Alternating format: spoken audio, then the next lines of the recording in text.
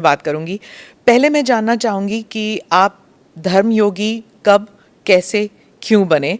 क्योंकि इतनी छोटे से उम्र में आप में ये त्याग की भावना क्यों जागी? आप साइंस के स्टूडेंट थे, तो साइंस और धर्म ये कैसे मिलाप हुआ?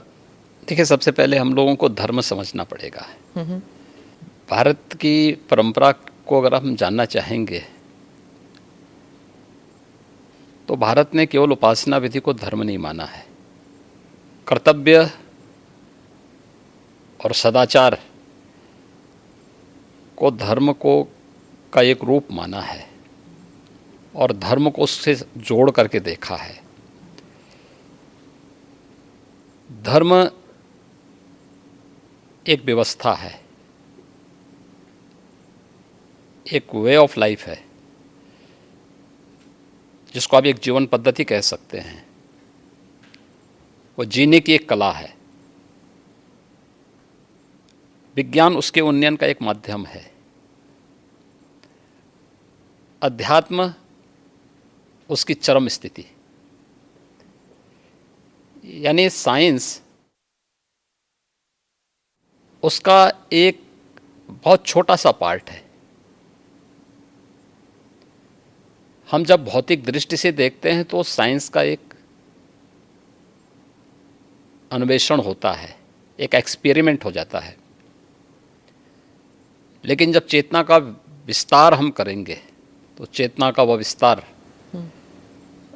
अध्यात्म की एक नई ऊंचाइयों तक पहुंचाएगा, जहां पे व्यक्ति किसी कार्य का केवल सृष्टा ही नहीं बनेगा बल्कि उसका दृष्टा भी बन सकता है। और यही वैदिक ऋषियों ने किया था जी। इसलिए स्वाभाविक रूप से एक सीमित क्षेत्र और एक सीमित भूमिका के साथ आगे जाने के बजाय उसमें स्वयं प्रवेश करके देखो क्या है, तो बहुत कुछ देखने को मिल रहा है। तो उन चीज़ों को लेकर के इसलिए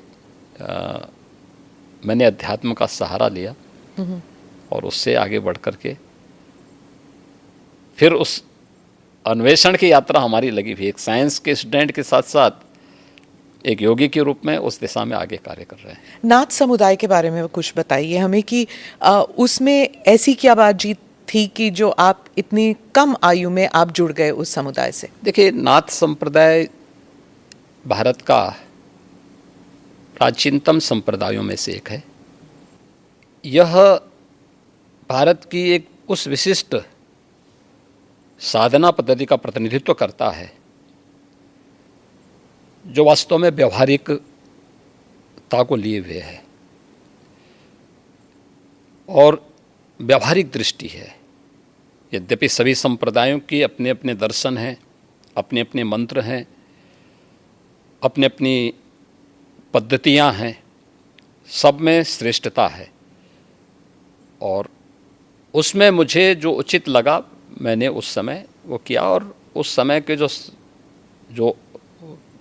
सर्वश्रेष्ठ संतों की परंपरा थी, महंत अवेद्यनाथ जी महाराज को मैंने अपने पूज्य गुरुदेव के रूप में चयन करके